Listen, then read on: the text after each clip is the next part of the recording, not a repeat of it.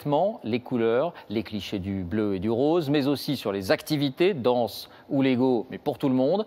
Alors comment se déroulent concrètement ces programmes? Dossier signé Julie Beckrich, Julien Pelletier.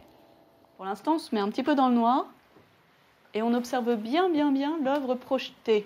Tu voulais dire quoi? Que vont voir ces enfants de pareil. CM2 dans ce tableau de Renoir?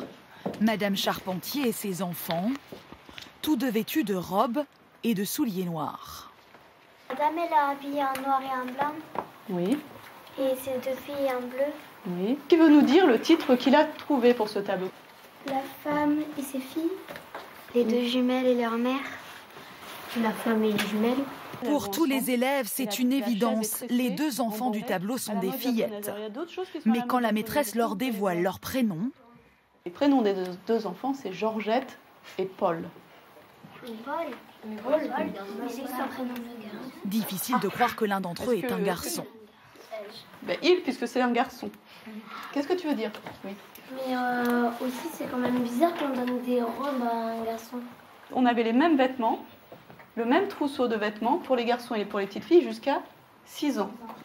La maîtresse veut amener les enfants à s'interroger sur toutes ces évidences. Que c'est bizarre parce que les garçons, ils ne mettent pas de robe, ils mettent des pantalons, normalement.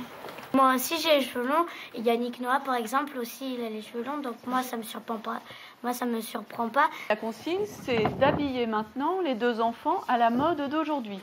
Un peu de colle, 3 coups de ciseaux, voilà les enfants de la fin du 19e siècle rhabillés.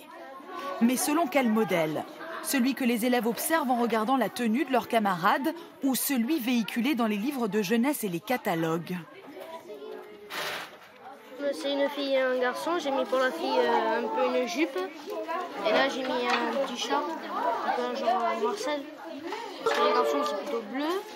Et la fille, c'est plutôt rose. Est-ce que tu portes du bleu aujourd'hui? Non. Et ta voisine du rose?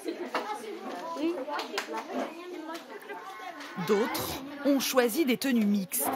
Et à cet exercice-là, personne n'a tort ou bien raison. L'objectif, c'est juste de confronter les enfants aux stéréotypes qu'ils ont en tête sans même s'en rendre compte. Et les clichés sont aussi mis à mal en sport. La danse ici, c'est pour les filles et les garçons. Et rien que ça, c'est déroutant. Pour les garçons ça donnait un peu le trac parce qu'on savait pas vraiment ce que ça allait faire. Ah, pourquoi les garçons? Ben, parce que c'est vraiment, ils en font pas toujours. On sait pas si les garçons ils savent danser ou pas. Et pour le savoir, justement, les enfants sont invités à se mélanger, filles-garçons, pour danser. Vite, les filles. Quelques hésitations et les duos se forment. Ce n'est donc pas si compliqué. Dans l'actualité également et à l'intersection de l'économie et de la fantaisie.